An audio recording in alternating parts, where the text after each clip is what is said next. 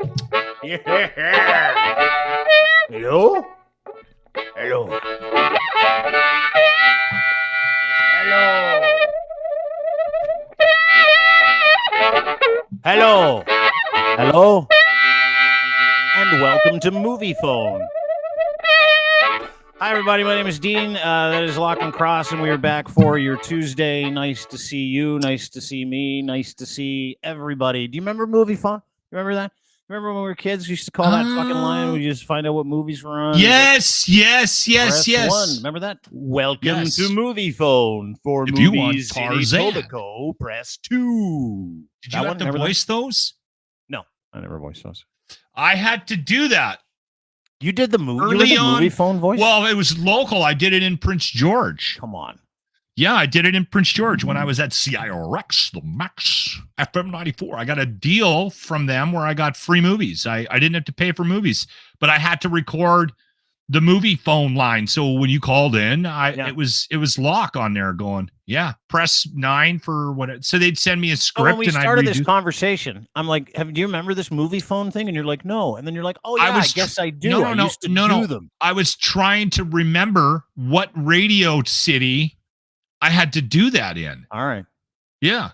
All right. Prince George was it. Dude, this is how far we've come in our lifetime, right? Like, I know we've come a long way in our lifetime. They so put many things that I see. But we put a sign up. Go ahead.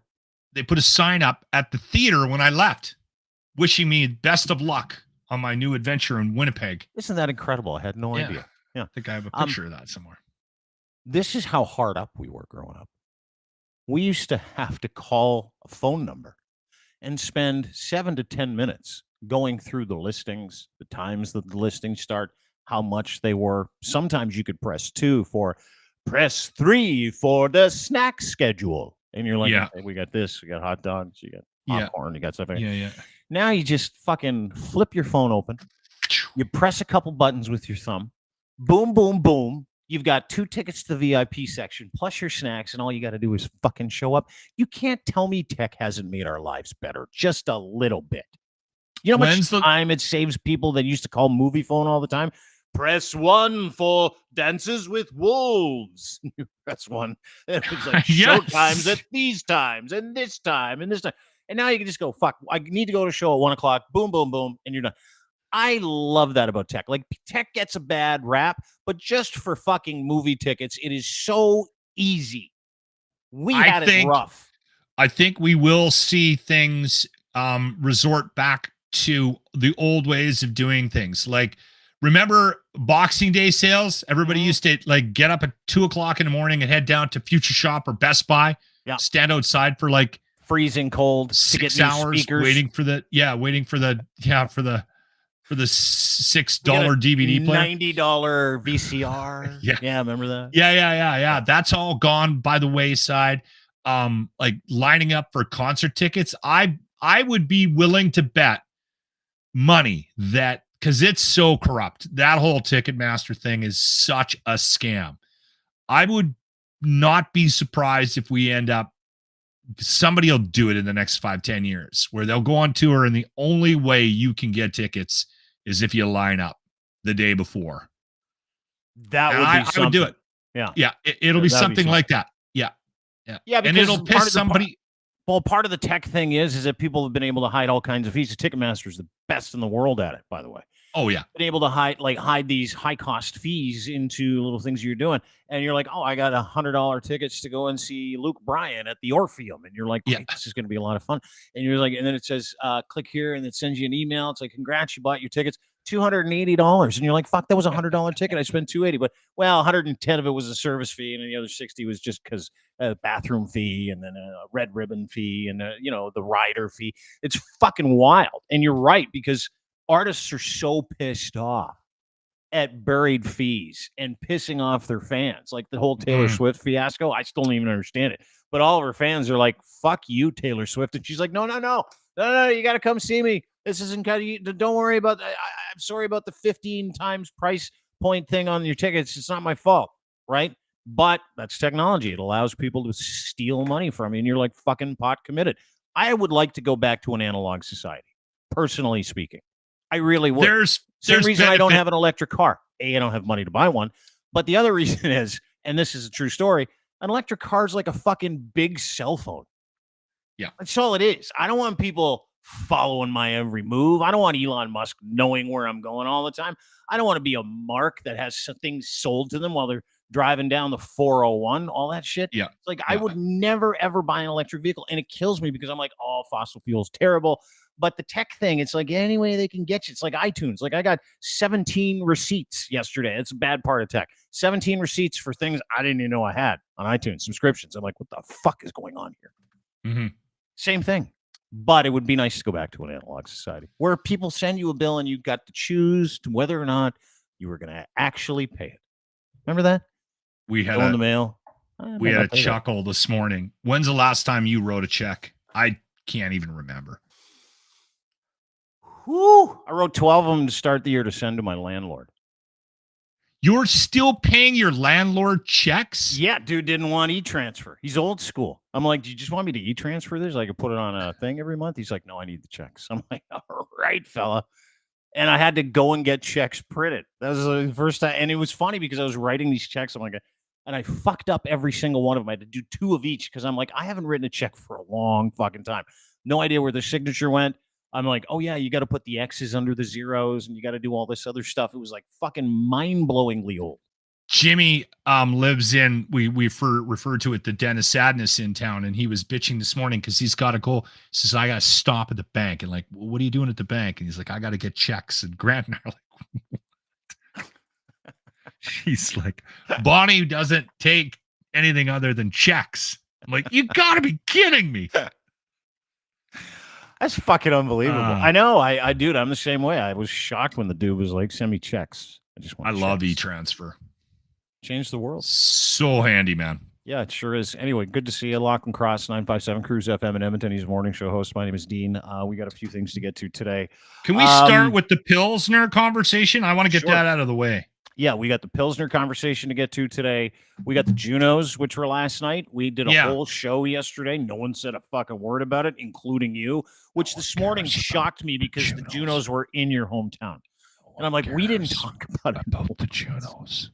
I know. I feel the same way. We're going to have that conversation. There was a streaker at the Junos. I know. Seemed like no people cared. No. People cared. We don't care. No. Yeah. There is an illusion. No, people created by it's an award show. No one cares. I know. I hate award shows, especially the CFL of award shows. That's what that was last night. It's embarrassing. It was embarrassing, but what's more embarrassing is you and I went to 2 hours of content yesterday. The Junos were in your backyard, and we didn't talk about it once. And there was a streaker with tremendous boobs yesterday. Oh, did she have did you Great rack? You think so? Okay. Super nice. Yeah, really like them. Nice tatas. I'm a boob guy. Yeah, really you are a boob guy. Eh? I really am a boob guy. Yeah, all shapes and sizes, nothing weird. Anyway, your Pilsner conversation. Why don't we start there?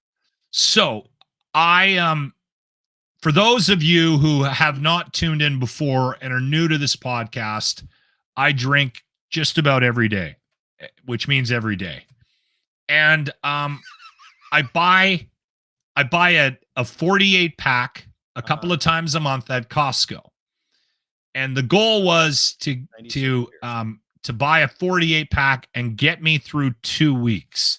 So occasionally, which I mean every time, I have to buy more beer because my 48 pack is running out before the 2-week trip to Costco, which I generally do on a Saturday. So I refer to those packs as bridge packs. So on a Thursday before the Saturday or a Wednesday, if I'm running a little low and getting worried that I might not have beer in the fridge that night, I'll stop on the way home and just hit like a strip mall liquor store.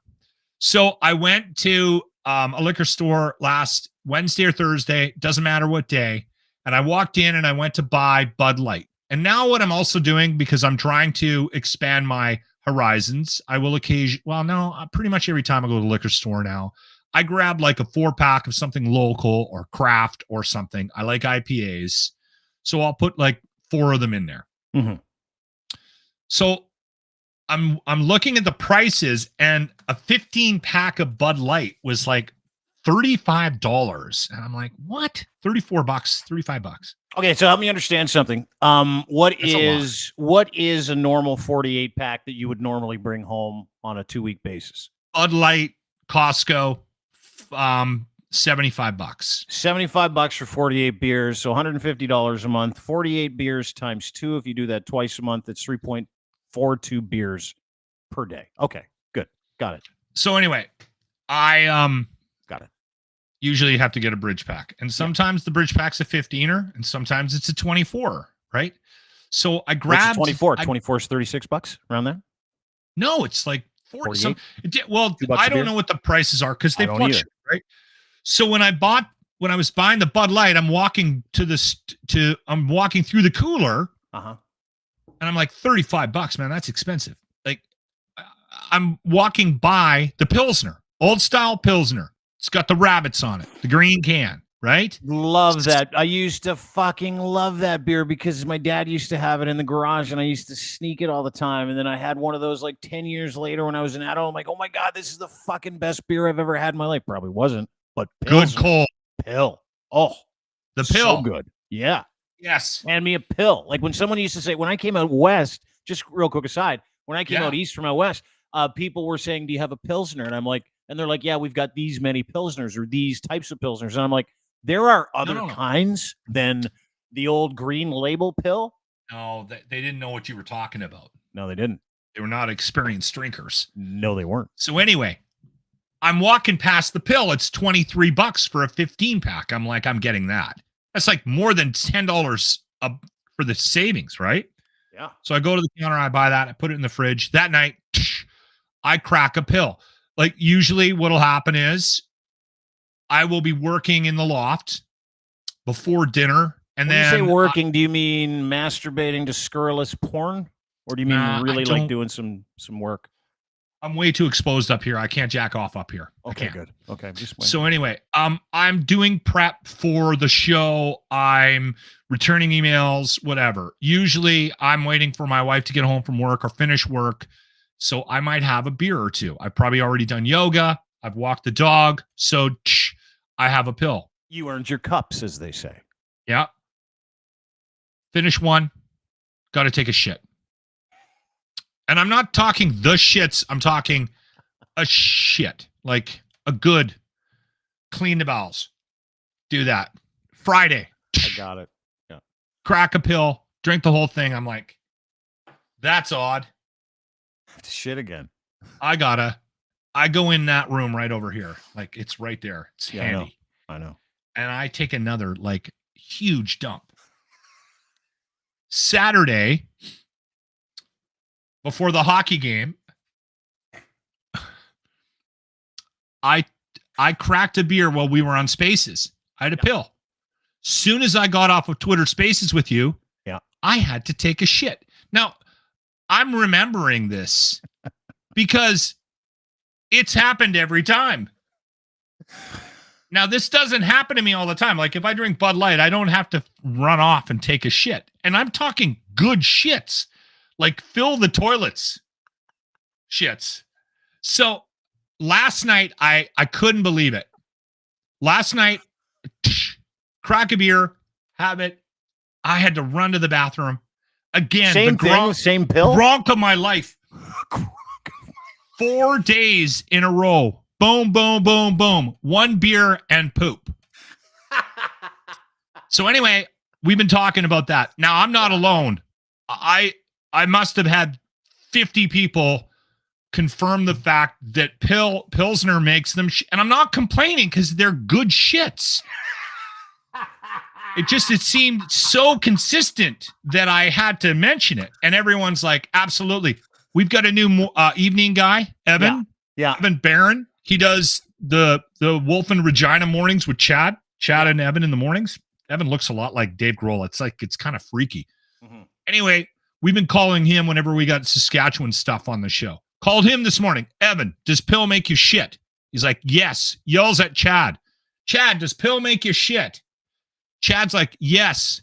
I have had confirmation from across Western Canada that this beer some people weighed in and said, It's like Coors Light does that to them as well. But nobody else said this beer does it or that beer does it. They were like, no, the pill gets my bowels moving. Anyway, listen, that's not why I wanted to bring it up. Oh, that's a lie. That's exactly why you wanted to bring it up. So you can talk about having 3 huge, quote, gronks every time you had a pill. Kind of, right? A little bit. Sort of. Some of the cans they've taken the rabbits off the cans. Let me see. This one they got a big rabbit. Yeah. But that's some of the cans now, of the cans don't have rabbits on them. Why not? So people have been asking me to get to the bottom of it. So I sent the Pilsner rep a text because I know her in town and she's looking into it. They've been gradually removing things from the pill can, which is sad. There's supposed to be 12 rabbits on this can, and there's only the one big one. Yeah. And then there's one. Dude, the rabbits don't really matter. What matters is every time you drink that beer, you have to shit. And now, like, you stop talking about shitting every time you drink pill, and you moved on to how upset you are. There are no longer 12 rabbits on the label. So where are we going with this? That's a thing. I want to know if anybody else has noticed. If anybody knows about the rabbits. No, no, I don't. Removal. We don't even why are they? Dude, we can't even get pill out here. In Ontario, there is no.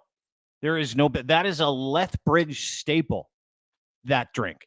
It's made in Lethbridge, but they drink it in Saskatchewan like it's their own. They've adopted Pill and clam. That was like it's on like every menu in every restaurant in Saskatchewan. Pilsner and Clamato juice. Down in the States, they do it with tomato juice. It's for real. But getting back to why this makes you poop, I think I found an answer real quick. Did you Google it? Yeah. According to gastroenterologist Dr. Kathleen Quigott, quote, alcohol can increase gut motility, and it doesn't get broken down before it reaches the colon, where bacteria feast on these, resulting in bloating and diarrhea. Some alcohol has more or different bacteria than others. So my guess is that pill has the kind of bacteria that makes you shit. And I do know a couple of people that sadly, they get the sneezes or the sniffles when they drink a beer that's hoppy, and they're allergic to hops. Yeah. That would be it. Maybe you've got some kind of my buddy has it. He can't eat gluten. He's got a thing where he shits himself every time he eats gluten. I can't remember the name of it. Maybe you got that. Maybe you get the start of that. Maybe your age. He's a pussy. I think that's what that's called. People that can't eat gluten don't have allergies. They're just pussies. I think that's the technical term for it. We can Google that. Let me look for it. That is one thing that drives me fucking crazy is when people who aren't allergic to gluten, and I don't know who's allergic to gluten anymore. It's like fucking stupid. We shouldn't make fun of the celiac. Well, we should a little because it is actually a thing. No, it's a thing for people that have issues, celiac disease. Thank you very much. Yeah. Thank you very much, Saucy Seawitch, who you hate in the comments section. She's like, it's celiac. I don't hate her. I just don't understand. If you don't have celiac disease and you just don't eat gluten, you're a fucking loser. Well, and sorry, it has been proven that if you're on a gluten-free diet for some medical purposes, or not medical, but for some athletic purposes, that it's kind of pointless. It's something that, well, it's not even that. It's the people that go to restaurants that don't have celiac disease, that don't have gluten allergies, that are like, can I see a gluten-free menu? I'm like, oh, you're just gonna eat the rice version of what you would normally eat. It's got 7 times the sugar, but go fucking right ahead. I mean, do whatever you got to do, right? And those are the people that make me fucking crazy. Like literally, like you hate people that like gluten, or you hate people that that are vegan. I hate the people that pretend to have celiac disease and go, I haven't eaten gluten in 3 years. Really? Why is that? It's annoying. It's not good for you. Bullshit. The world lives on gluten. I fucking love gluten. Every meal, give me all the gluten. Give it to me. I want it in bread form. Sometimes I'll make a bread sandwich with bread in the middle of 2 buns. because I'm like, give me all the fucking gluten, just to prove a point. I had to stop doing this, but I was doing a thing with my family when we'd go out for dinner when they were still around. Girls are gone now. I don't do this just to my wife now, but we would go out for dinner and everyone would order, and then I generally would order last, and I would get like a pizza or whatever, like a meal that obviously has a ton of gluten in it. And I would go, can you, and then I would look at the waitress with as serious a look as I possibly could and go, can you just check with the chef? Because I'm a little gluten sensitive, and see if this is going to be a problem. I would hate you. I would hate you if I was serving you. Family would just stop it, Dad. Yeah, he's not. And the waitress would always be like, because I just ordered, everything I ordered is chock full of gluten.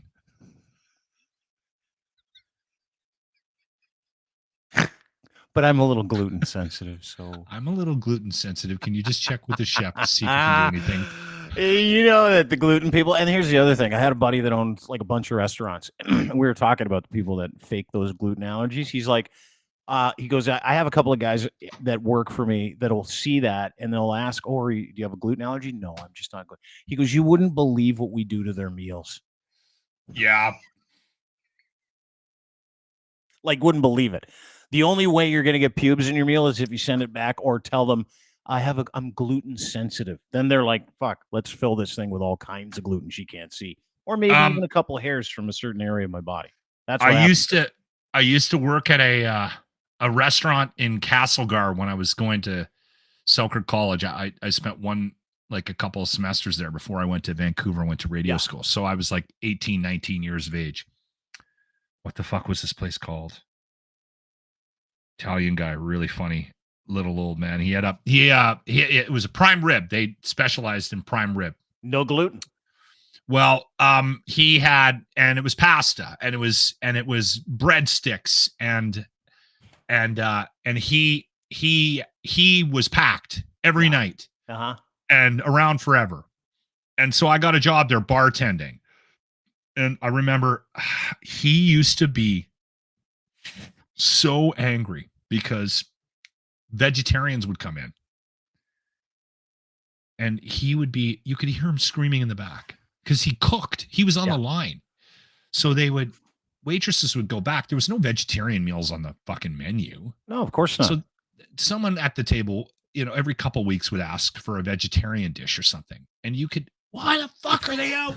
Tell them to fucking stay home.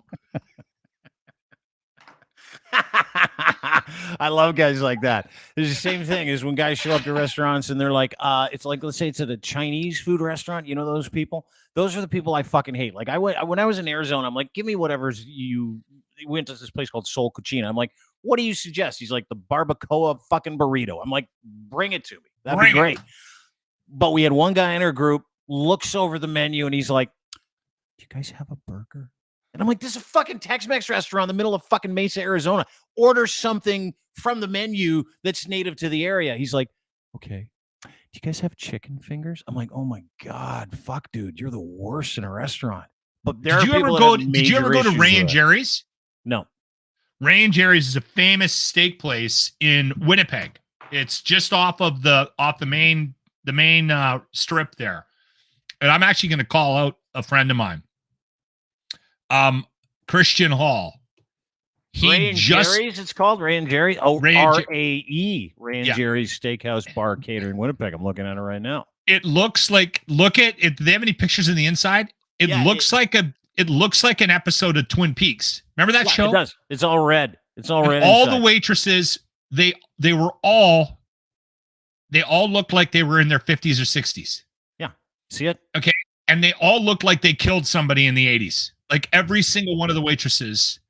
And we'd go there all the time. It was like when record reps would come to town. This is back in the day when record reps would actually tour and they had money and they would wine and dine radio stations and try to convince them to this play. Is like the nicest steakhouse in Winnipeg. This is Winnipeg's best steak. This would be like, Barbarians in Toronto or Harbor 60 in Toronto. This is Ray and Jerry's Steakhouse. Same thing.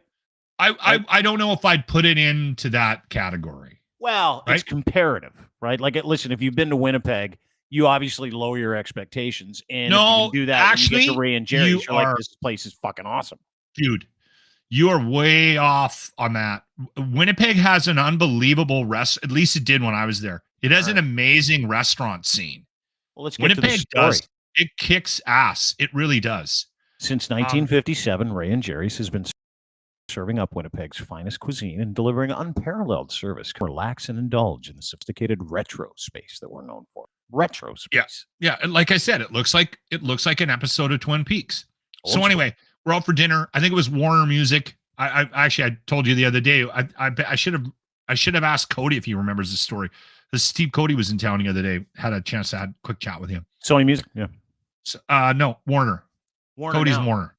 He's Warner. Okay, sorry. Pardon me. Yeah, he's always been Warner, hasn't he? Yeah. Cody's. I don't remember. Fuck. He's a fucking solid guy. I love the only record rep I fucking loved. Steve. He was awesome. Yep. Yeah. Such a good guy. Anyway, we're sitting down. We're looking at the menu, and the waitress comes in, and it looks like, honestly, she might have a knife tucked in behind her back apron, and if you do anything wrong, she's going to stab you. She looks like that. She looks like she may have actually, on the weekends, on Sundays when they're closed, she looks like she has backyard fights. Okay. Dressed nicely, but winters have been hard on her. All right. And everyone's getting the steak sandwich or the frites, the steak and frites or whatever, right? We're all going and Christian's like flipping through. Finally, he finds the fish and chips, which, by the way, it's on the last page. I don't even know why they have it on the menu. No one would order fish and chips. You're like, you can't get further away from two oceans than Winnipeg, right? Yeah. Winnipeg's landlocked in the middle of Canada. And he's like, I'm thinking about getting the fish and chips. And I'm looking at him and I'm like, what do you do? We're at Ray and Jerry's. Get something that bleeds. Like, what's wrong with you? And he goes, and then he looks at her and goes, excuse me, what kind of fish is the fish and chips? And I went, frozen, you dummy. It's frozen. It's Winnipeg. They had to freeze it to get here. Guess what they did with the cow? They fucking killed it in the parking lot. Order the cow. Oh, man. I hate that. Listen, I like Christian. Good guy. Good guy. But that story makes me a little bit less. This guy goes to a steakhouse and he's like, I'll have the fish and chips. I went to Harbor 60 the other day with my friend Adrian. He's like, I'll have the pork chop. I'm like, you fucking serious right now? Are you serious? You're embarrassing me. Every friends group has one of those assholes. Every friends group. Yeah, you show up to like House of Chan for like the best Chinese food you've life, and you're like, do you guys have like a wrap? Do you have like a chicken Caesar wrap? Chicken Caesar. Do you have a buffalo chicken burger? Yeah. This all looks great, but can I get the BLT? Do you have a BLT? Man. Remember you're giving me like the sweats. I know. Pisses me off too. Anyway, I do want to switch gears because I'm hard on Leaf fans. You and I had a great chat yesterday. We think we need a Leaf Oilers Stanley Cup after the game that we saw on the weekend. Hockey Night in Canada finally got their fucking shit together, which was nice. But did you see what happened at the Leaf game last night? Lose to the Sabres. Not even the story. Sabres played great. Leafs ran out of steam. No, what happened at the Leafs game? Something that changed my mind about Leaf fans. Like, I fucking can't stand the demographic of Leaf fans that own the majority of the tickets in perpetuity in the lower bowls. They're all businesses, corporations, millionaires and billionaires. And traditionally speaking, when you watch a Leaf game, they never show up in time, right? Yeah, that's how they clap. It's like this. They're wearing a leather jacket. Bingo, leather jacket, maybe a little like cashmere, and they show up after their mistress has done the champagne and the sushi, and then they'll go into their seats, or maybe when they're done getting hammered and talking business and all the other shit that they do. So it's embarrassing. It's embarrassing to watch the start of Leaf games. It's embarrassing to see the lower bowl empty. It's embarrassing that the real fans have to sit in the bleeders and still have to pay $300, $400, $500 a ticket. That's fucking embarrassing. Yeah. But they kind of changed my mind yesterday. Prior to the game, anthems are on. I'm not an anthem guy at all, to the point where I've been campaigning for the last several years to get rid of anthems from sporting events. But this was beautiful. This was incredible. This was awesome. I don't know if it's made the rounds in Edmonton because You guys hate everything to do that comes out of the city? No, I didn't see this. We were so focused on the Junos, right? So we might have missed this. Yeah, well, I'm going to get to the Junos in just a second. But this happened in Toronto. That was a little joke. Thank you for catching that. It was a good one. Mike cuts out because they got the Sabres in town. You start with the U.S. anthem, and then you go to the Canadian national anthem. It's what happens. Depending on where you are, that anthem goes last, right? So this woman who does the anthem, they had a switch in anthem singers this year. Her microphone cuts out at the start of the anthem. I was shocked at how Leaf fans responded. They responded with a fucking assist that actually made me proud to be a Leaf fan. They sang the American national anthem for this young lady. Let's watch it together.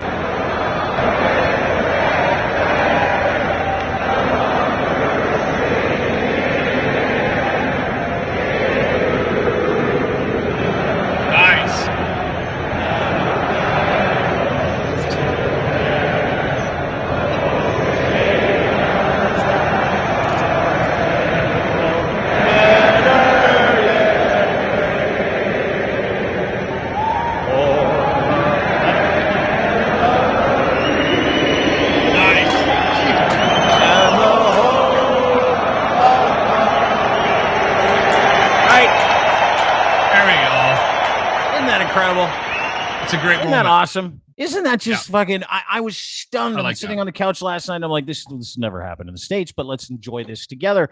Where we actually interceded. That was fucking international relations 101. That's what that was.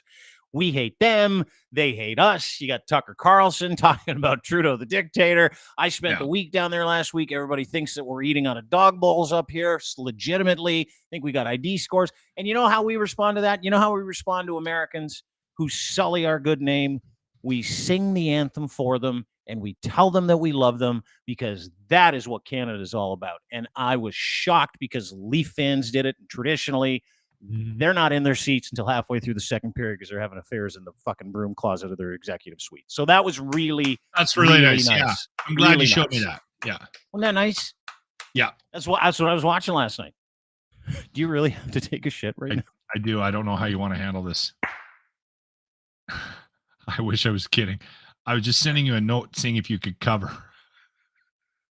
Can you cover? I didn't think you'd want to make it. How long are you going for? I can be a quick shitter. I can shit during a Ramones 2 minutes? Yeah. I'm serious. I will. You just had a pill, didn't you? You just literally had a pill. And I swear to God, I shouldn't have done that. I took it out to show you the lack of rabbits. All right, go. You take a dump. Lachlan had a pill. Just so you know, the first segment of this podcast, Lachlan came in and he covered for me. I'm just covering. I just got to talk. It's not like I got to do something serious. So he starts the podcast today. There's his dog sitting there. Hi, Kingston. He comes to the podcast and he has a major problem because he's noticed that he's got a thing when Pilsner it gets in his mouth, he has to take a dump immediately. So what did he do? What did Lachlan Cross, professional broadcaster, do? At the start of an hour-long podcast, we're 30 minutes in. He chugs a Pilsner. Chugs it. Now where is he? Just to prove that his whole issue with Pilsner and the bacteria that makes him shit is real. He's in the bathroom. That's where he is. To the point where he sent me a note in our private chat in the software that we run to do these live streams. The private chat, Lachlan Cross says, Dean, I need to take a shit.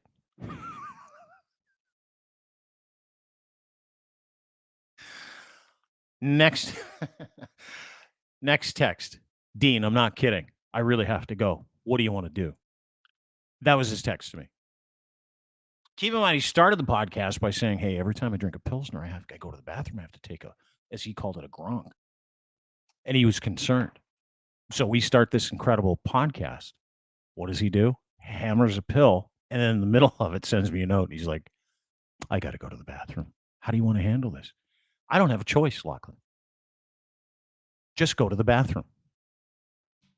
That's all you have to do. Get up, go to the bathroom, come back in. It's going to be 2 minutes.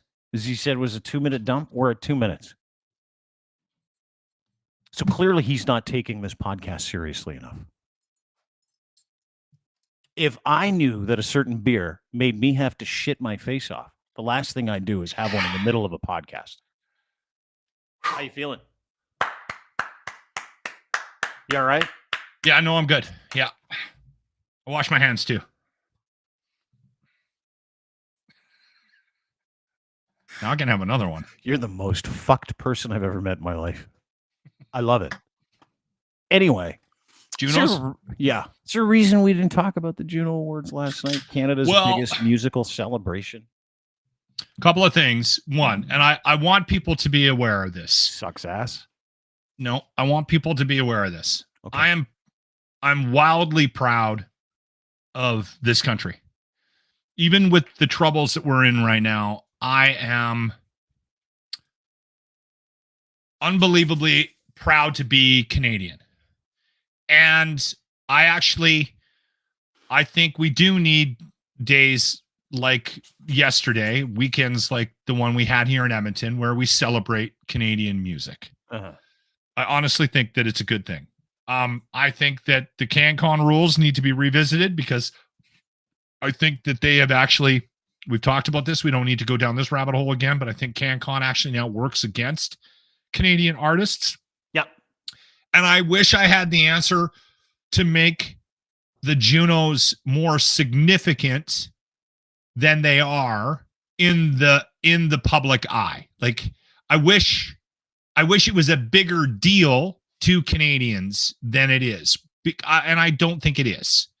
It is a lot like the CFL. And I think it is largely because we compare ourselves. It's a CFL of the Grammys. That's what I called the Junos, and I have called the Junos for like 100 years. CFL of the Grammys. It's like a feeder system for real music. I don't see a lot of these guys coming back. No, that's not fair.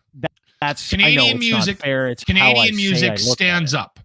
Canadian. The award show doesn't. And even the record companies, even the people that are involved in it in the industry don't take it as seriously as they maybe should. Yeah. Or don't give it as much credence as they should, because like half the time these artists that win these awards don't even show up to collect them. Right? They're busy. And it's the CFL of the Grammys. If right? you get a nod for a Grammy, you fucking go, unless Everybody you're Bob Dylan. Well, okay, so this is the thing. So I didn't know they were on last night. Like, I had no idea. I had zero clue the Junos they were on last night. inducted Nickelback into the Canadian Rock and Roll Hall of Fame last night too. Well, they didn't just get inducted. Maybe the greatest hockey player to ever play the game, who is an Edmonton Oiler currently, inducted them. And Connor McDavid said it was his favorite band of all time. That made me laugh. That's exactly what he said. He's like, you know what? Maybe they are. Like, that's I love Nickelback. I think they are too. I think music like that is for very simple people with very simple tastes. I like you know what? It's a great rock and roll player. band. Yeah, absolutely. It's a great rock and roll party band, you know, patio lanterns, like out on the deck, that kind of stuff. Throw on a little Nickelback when everybody's had 6 or 7 beers. It's a good time. They're not a thought-provoking band. No. They're just not. But Connor McDavid loves them. Very simple music for a very simple fella. And he got to induct him into the Rock and Roll Hall of Fame or something, which is awesome. I mean, the Juno Hall of Fame, which was nice. But what I found interesting about the whole thing is that it was in Edmonton, and you didn't say anything about it yesterday. Like, not a word. And I'm like, I had no idea. Did you not get asked to go? Like, you're the host of one of the biggest radio shows in Edmonton. The Juno is in town. Nothing. You didn't get like an invite. You didn't say, hey, nothing like that. So they got all the music. This is my thing. They got all the music people, the best music people from around Canada in one place in your hometown. And they're not like, hey, we should be beating down the doors of radio stations to have interviews, bring guys in, come and talk about it the next day. See, this is why I didn't know about it, because they don't give a fuck. Yeah. It's unbelievable. And they don't give a fuck about me. No. And they don't give a fuck about anybody in radio in this town. Certainly don't give a fuck about radio anymore, because they get all their music out on iTunes, et cetera, et cetera, et cetera. Spotify. Mm-hmm. Doesn't matter who it is. But when I'll tell you what happened, because I do want to highlight when the highlight is a streaker, and that was the only news from the Junos that made any news anywhere. A streaker, because like, do you know who won what album and who won what song and best this and best that? No, I know nothing. All I know is Avril Lavigne had a streaker, which we'll see in a second. Great tatas, by the way, on the streaker. Decent rack. All I know is that there was a streaker and she won a TikTok award. That's all I know. There was no advertising for it. I didn't see any on any television protesting something. Greenbelt. Yeah, she was protesting for Ontario, which I thought was quite nice. Really nice lady protesting Ontario. But and when you want to protest the Greenbelt, use your boobs. Yeah, you do. Well, I paid attention. I don't know if you did, but I had a good look at what the messaging was for probably 20 minutes just to check out all the messaging on her front and her back. It was not a bad rack. Do you want to see the video itself of the streaker? I've seen it, but yeah, we should see it again. Play it again. We really should. Yeah. Can I say something quickly? Sure. So on Friday, we get a note from our promotions department. And they said, oh, by the way, does anybody want to go to the Junos? Because they have a thing called Juno Fest. Not the Junos, not the awards ceremony. No one even remotely said a word to us about that.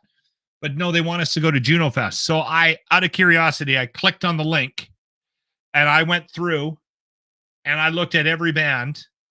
There's like 50. I knew 3 of them. One of the bands I knew because I was in a band with the guys that are in that band. And I went, and you're not a musician of sorts.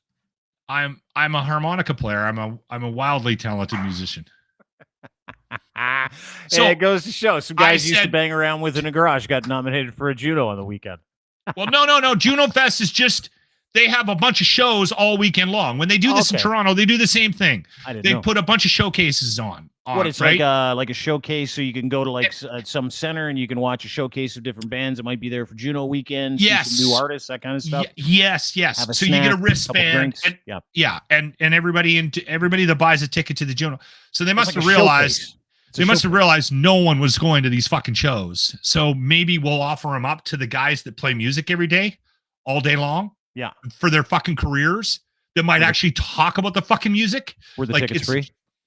Yeah, they would have been free. But I'm just saying, I got that note on Friday. And the Junos were yesterday? Friday. Yeah.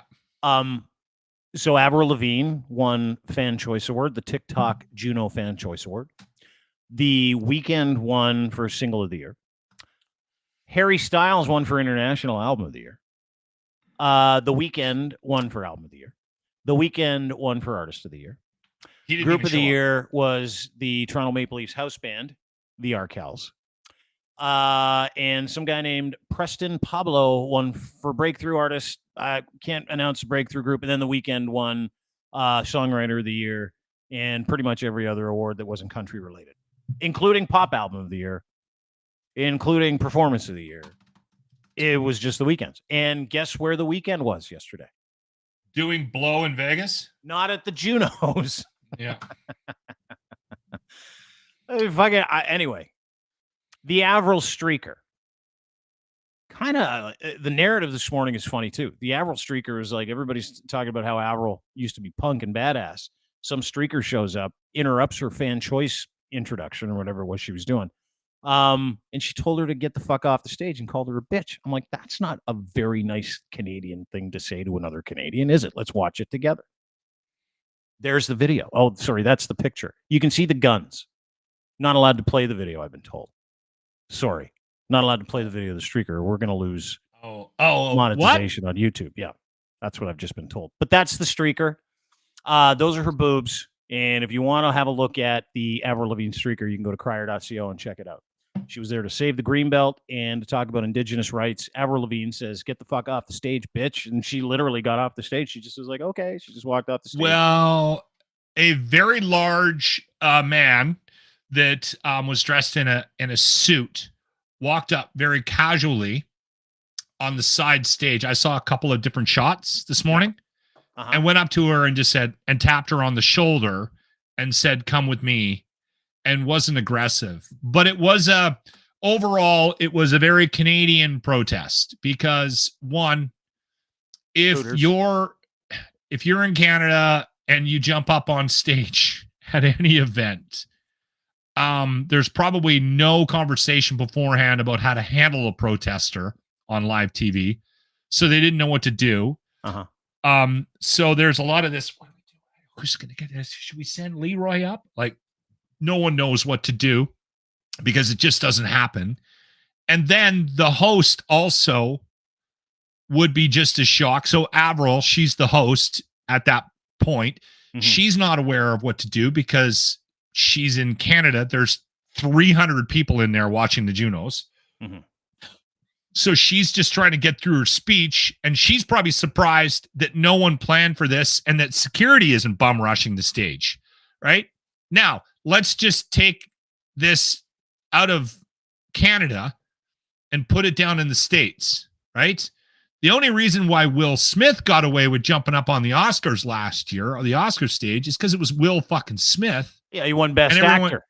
Yes, and he was sitting in the front fucking row.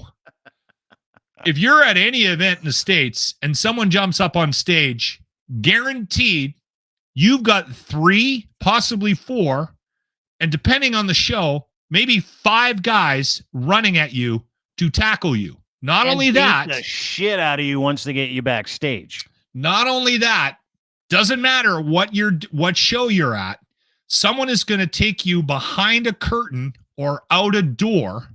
They're going to boot fuck you. And they may even do it in front of the audience. You see that guy that jumped up on stage at the Black Crow show? Yeah. Chris Robinson took his guitar and smashed him in the head with it. Yeah. Like 3 times. And then security came and grabbed him and dragged him out by his feet. Yeah. Did you see the Chappelle one? That guy dislocated both of his arms and he had a fractured skull. And they showed the beating live on stage, which I really appreciated. When Chappelle did a play-by-play of the beating to his audience and said, man, you are in shit. I roll with some pretty heavy fucking dudes. And they were heavy. They fucked him up on that stage. Yeah. In front of the audience. He was in the hospital for 5 days after that beating. He was waffling in and out of a coma on the way to the fucking hospital. In Canada, they're like, can you get off the stage? I'll play the video. I don't care. Here's a video of Avril and Streaker. Let's watch this together. Hip-hop and pop records fused with his Punjabi roots.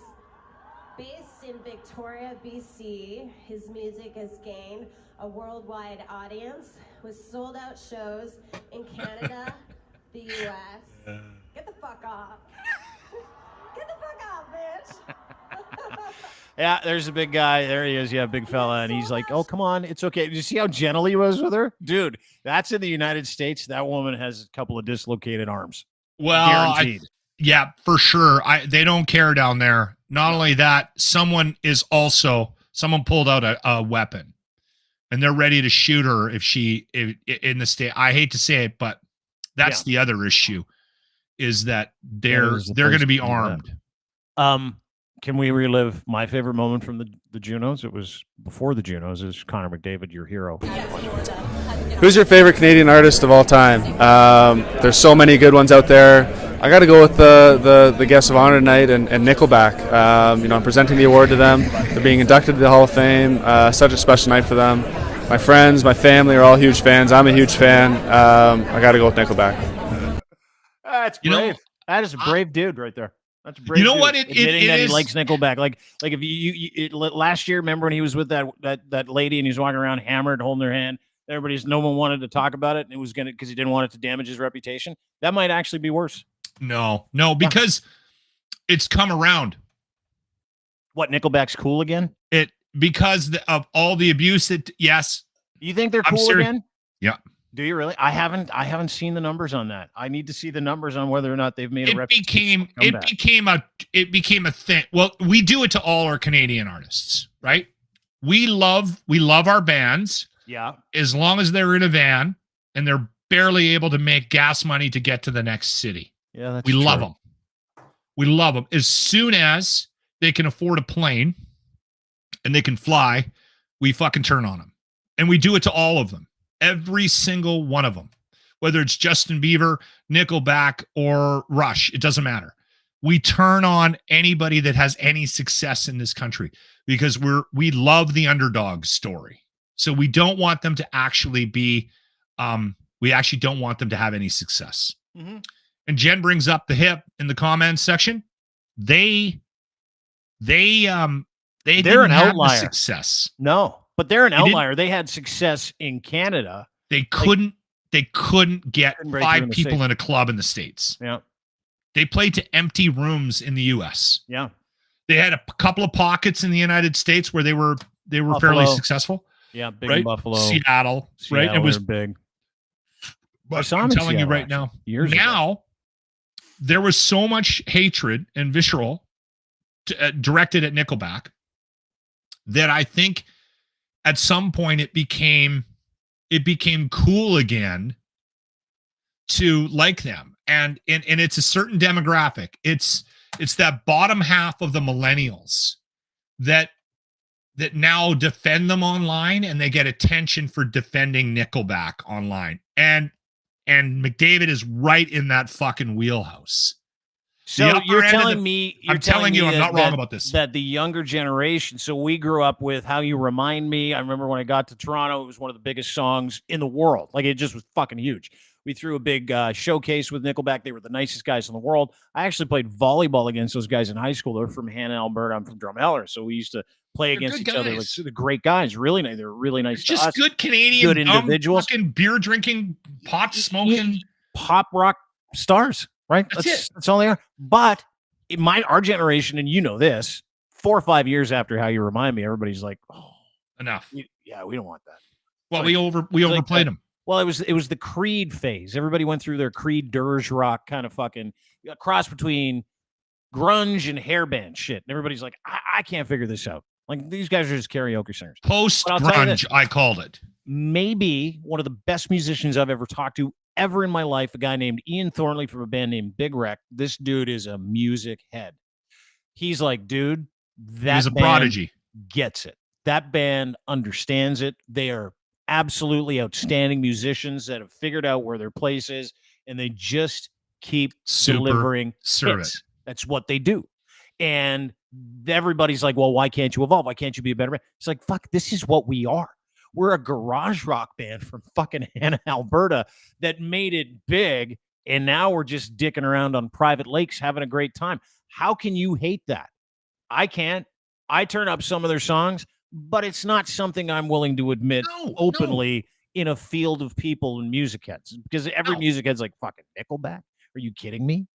They're the worst. We get abused all the time for Leader playing of Men. them, and I'm like, Leader of Men's a great tune. Nobody talks about Leader of Men. It's one of my favorite songs of all time. That's a Nickelback. Anything off the State, Cowboy Hat, all those Fly, all those records. Yeah.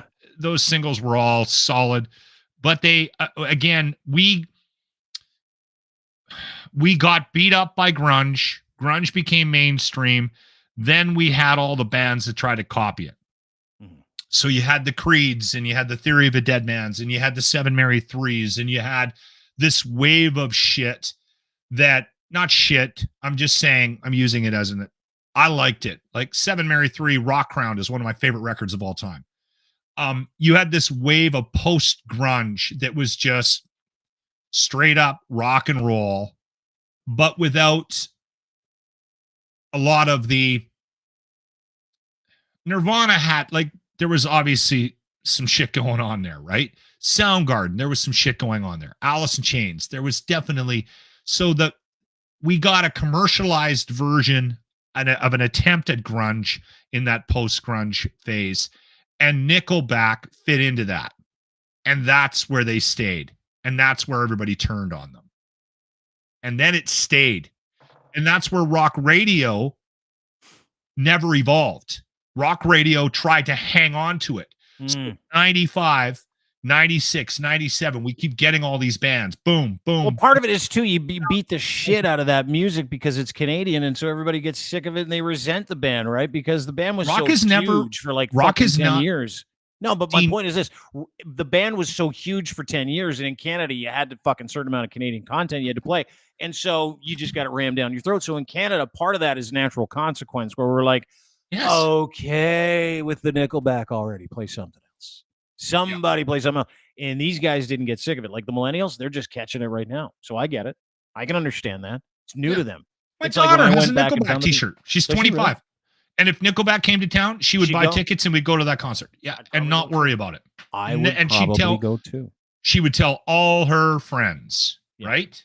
and they would all go, but she also goes to Luke Combs or whatever the fucking country, because she just likes catchy music.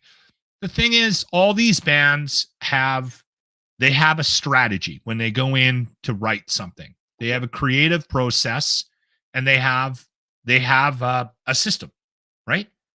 And they write music based on that system.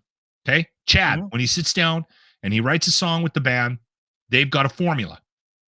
Bryan Adams has a formula. Metallica has a formula. Everyone has a formula to how they present music and content and creative ideas. Okay. And when it comes out and you put it on a record or you put it on Spotify, you either like it or you don't like it because you like what they do. Okay. Hating them for having a formula and being successful for that is absolutely asinine to me. AC/DC The most formulaic rock band of all time. Released the same album 22 fucking times. And people bought billions of copies of it. Angus Young joked about it. Yeah. He's like, we keep putting out the same shit and you guys just keep buying it. But that's home base for a lot of AC/DC fans, right? But And why people was don't feel there the same more way. hatred? There was way more hatred for Nickelback than AC/DC. I think it was Chad's hair. Yeah, and the other thing that Chad did, no, he does. He got a housewife's haircut. The other thing that Chad did that I thought, and people were like, fucking guy, get a new haircut already. You got to go with the fucking bob. But the other thing that he did, and I don't know if you remember this, this is when Nickelback started to nosedive, right at the peak of their popularity. Rolling Stone does an interview with Chad Kroeger. And they're like, what was it like growing up, putting this band together? Like, how did you survive? And he's like, well, I used to blow myself. No, he didn't. I used to blow myself for a case of beer. Do you not remember that story? I don't remember this. How he said he could S his own D, and he did it for a case of beer in a garage with his friends once? You don't remember that? No. That's when everybody was like this. You know, what? You did what? Everybody that liked Nickelback at the time was like, wait a second. Yeah, that's a real fucking story. You've never heard this story? I've never heard this story. I swear to God. I've never heard this story. I'm going to Google it. Chad Kroeger suck His own dick. Chad Kroeger sucked his own dick. Yeah, there you go. I'm going to let you Google that. Well, I just did. And here it is. Even though Nickelback's success is pretty much single-handedly Chad Kroeger funded tons of money losing releases by my favorite bands on Roadrunner Records, is kind of potshot journalism. Guy said, I put my own dick in my mouth. I was a certain age, really flexible, required a lot of pulling. I just really wanted a case of beer. That's what he said. And I can't remember what year that was, but I distinctly, 2008, 2009, maybe-ish. And I distinctly remember that may everybody have been going, a story you keep to yourself, but yeah. So maybe that was it. But to your point, well deserving to be in the Juno Hall of Fame. Huge band. Tens of millions they're one of of Canada's. They're one of Canada's. You can like them or dislike them, but they're one of Canada's biggest bands. And we still do this. People are doing it in the comment section right now. What are they doing? They're trashing a band that has sold. Well, if they come to town, they'll sell out immediately. Nickelback had some catchy tunes and they had sales, that formula for a Hall of Fame success. Dan T. What is that? He's being nice. He likes Nickelback. No, but I saw some people that are like, oh yeah, saying that that they're a joke. Theory of a Nickel Down. Yeah, because they all sound the same. Theory of a Dead Man, Nickelback, Creed. Theory of a Nickel, Creed. Remember that? They would kind of lump all those bands together with the deep voice. Default, Creed. Yeah, there was less substance to it. Right? Like, it's like expecting a Radiohead song from Kiss. It's not going to happen. It's Nickelback. Yeah. Right? But I think that part of the disappointment was we had some substance in the grunge era. There was some pain in there, right? You know what I mean? Like something came through. It was new. It changed music. It was something. Then they commercialized it, and then you had a bunch of guys that just grew up robbing 7-Eleven and betting their buddies a case of beer that he could suck his own dick. And there's not a lot of substance to that. I'm sorry. Chris Smith in the comment section goes, I tell you, folks, it's harder than it looks. I bet it would be. And even if I could do it, That's a song. I don't know if I would. And even if I did do it, that's a lyric from one of their songs.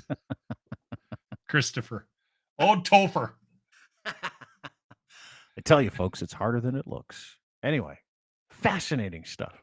Last story of the day before we go, I want to let you in on something I found fascinating today. A gentleman in the United States is suing Buffalo Wild Wing because the boneless wings are, quote, just nuggets with fancy sauce.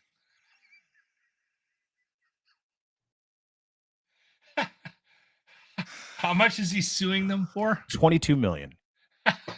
Chicago man filed a class action lawsuit against Buffalo Wild Wings, claiming the restaurant chain falsely advertised its boneless wings as the real deal, when in reality, he believes them to be nothing more than chicken nuggets and fancy sauce, Locke. Oh, my God. According to court documents, these are court documents, the plaintiff, Amen Halim, filed a complaint in U.S. District Court in Northern Illinois against Buffalo Wild Wings, an Atlanta-based company who complaint says is responsible for the composition, preparation, advertising, and marketing of Buffalo Wild Wings. The complaint says those aren't wings. Those are nuggets. False and deceptive marketing advertising of Buffalo Wild Wings, boneless wings. And it goes on to say, specifically, the name and the description of the products, i.e. as boneless wings, leads reasonable customers to believe the products are actually chicken wings. He claims Buffalo Wild Wings' description of the product leads customers to believe their boneless wings are deboned chicken wings made up entirely of the chicken wing meat. When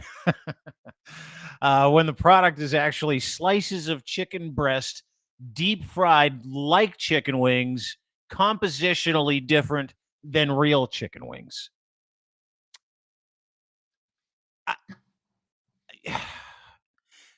Are there people that just don't have Wi-Fi jobs or cable? Like, I read that today and I thought, oh, that's the dumbest thing I've ever seen in my fucking life. Yeah. Like, even if you want to break down the lawsuit in terms of what a boneless wing is, I am not a smart man. I knew when I went to Wild Wing when I was 30 and boneless wings appeared on the menu. I knew those were nuggets. You just knew they were nuggets. Here's the thing. And I also know how difficult it is to remove said bone from the meat in one piece. It's impossible. So I'm not sure what Mr. Halim's issue is, but that might be the dumbest man on the planet.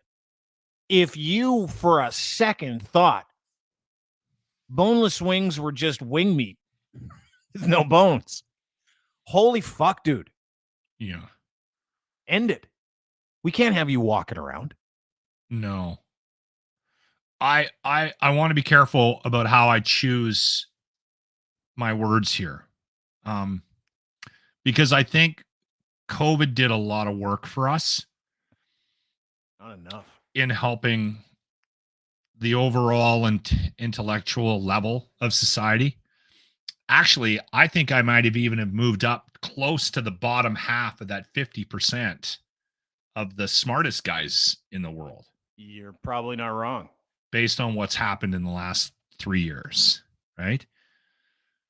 But again, you can't say you wish somebody would die. But let's say this. Die. He just needs to stop. He needs to take himself out of public circulation. He needs to go and sit in a house. He needs to go get Wi-Fi. He needs to have conversations. He's got to go and help out at a youth drop-in center. Take yourself out of the public eye. You cannot be walking around making any kind of legal decision when you're that pissed off that the boneless wings are not wings that just had the bones removed. And you're so angry, you're like, I'm fucking launching a $22 million lawsuit. I'm going to pay a fucking corporate lawyer retainer, and I'm in because I'm mad. Like I said, you can't say, I wish somebody would die. You can't do that. That's not the right thing to do. But let's just paint a picture. Okay. Let's say he is walking to Wild Wings to have like actual wings with bones in them. Yeah. And a huge truck accidentally runs him over. I'm going to be okay with that. Yeah. I'm not going to be unhappy either. Because it's an 18-wheeler, right? So it's got to go at least 9 times. I am not saying I wish that to happen. I'm saying that if next week we have a story on the Dean Blundell, remember that guy that was suing Wild Wings because the boneless chicken were just nuggets? Was just nuggets. He died. He got hit by an 18-wheeler. I would be like, oh, that's awful. Yeah, well, I'll be okay. Now I want to go to Wild Wings. I do too. Look at these fucking things. I would eat the shit out of the boneless wings, regardless of bones or not. I am a bone guy, though. Like I want the bone in there. I am too. I do. Yeah. I am too, but I know the never difference. order I know boneless that these anything. are just fucking nuggets parading around as wings. I get it. And I never had an issue with it. That's the other thing. I never once had an issue where I'm like, you know what? I'm a little upset because this doesn't appear to be wing meat. Just wing meat. And I'm happy not to get wing meat because if you've had wing meat, sometimes you get a vein in there that doesn't look too appetizing once you peel through the first outer layer of that wing, where you're like, why am I eating this vein? Just think of it in terms of it being a vein-free bone wing eating experience minus the bone. That's all you got to do. But like you, I prefer the bone. We had a guy. They're not wings. Tim Haberstock. But we all fucking knew that. Yes, go ahead. Tim Haberstock went to high school with him. Had a really small penis. Felt bad for him. Yeah. Did he really? Micro penis? It sat up on his balls when we were in the shower. Oh, that's a shame. Yeah. Anyway, old Tim. We were at McDonald's. We were in the Okanagan. We traveled a lot as a basketball team, and he was quite the basketball player. Probably one of our better players. Ordered chicken nuggets or whatever, and there was a beak in it. That's a problem. That's something you should sue over. We didn't. I think he got a free bucket of them. You got a free 6-pack back, but yeah, you bit in. That's something you sue over when you have a wing or a nugget, and then you open the nugget, and the head of an actual fucking chicken or part of its beak is in your fucking nugget. Yeah, that's a problem. Fucking boneless chicken wings that aren't actually from the chicken wing. That's not an issue. No, it is for amen. Anyway, I'm glad I'm not him today. Oh, well, goodbye. Thanks for doing this, dude. Good to see you. Lachlan Cross, 957 Cruise FM in Edmonton. He is the morning show host of The Locker Room at Lachlan Cross on Twitter is where you can find him. Make sure you do so. Give him a follow. Good to see you again. Thank you, brother. Yeah, we'll talk to you tomorrow. Boneless wings, huh? I have a problem. What's that, sir? These wings, boneless wings, don't have bones in them. Well, that's the idea. Well, then they're just nuggets, basically. Well, I'm suing. But you didn't want the bone in wings. You just wanted the meat part, right? Yeah. Well, that's the meat part. Yeah, but it's not all wing meat. God, I love this planet. Have a great day, everybody. Thanks for being part of the show. Really appreciate it. We will see you tomorrow. As always, special thanks to our partners and sponsors at Cantork.com, Canada's assembly tool experts. Listen, these guys are incredible. Absolutely incredible. Canadian-made company. They make torque wrenches bigger than your house if you need them. And trust me, there are applications, whether it's tunneling, whether it's railroad, whether it's heavy machinery, nuclear, doesn't matter. You need a big torque wrench that nobody can make. These guys will make it for you. They make it for projects around the world. And I mean that around the world, from Dubai to China to the United States of America to Poland. I mean, these guys do work everywhere. So if you're looking for a torque wrench you can't find anywhere and you've got a bolting solution you can't figure out, or if you just need some consultation in that department, this is your group. Go to Cantork.com. No matter the scale of your bolting project, they have your solution. Cantork.com. Check them out today. Colin's your guy. Kevlaw.ca, Kevlaw Defense Attorney, St. Catharines, Ontario is where they're located, and they will do everything in Southern Ontario to keep you free and get your life back. Doesn't matter what the offense is. If it's something that's legit or if it's not, it doesn't matter. These guys will take care of it. That's why you need great legal help 24/7. Kevlaw Defense Lawyers are there for you today. If you want to speak to a lawyer, go to the Kevlaw Defense Lawyers Website, kivlaw.ca, or you just email the principal there. His name's Robert at kivlaw.ca. Again, Robert at kivlaw.ca. And he's going to help you. He knows you need honest answers. He knows you need an experienced defense lawyer that can get you out of your issue and can help you learn from it. So make sure you do that. Go to kivlaw.ca for more information today. And of course, Ed at Ed's Fine Imports, his Gitch or our Gitch.